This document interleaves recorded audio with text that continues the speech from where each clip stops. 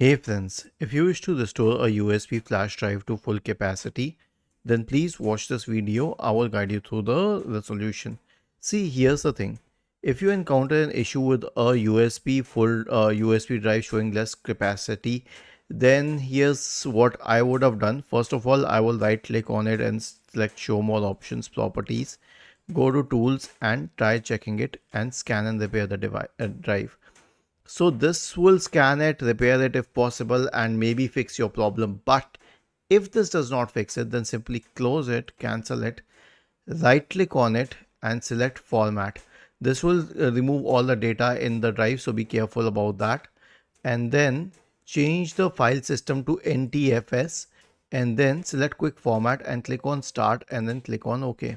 Now wait for a few seconds and your drive will be formatted, and once it is formatted, once you receive this format complete message, close it and you would see the complete capacity. If not, then the drive is physically faulty. Was this helpful?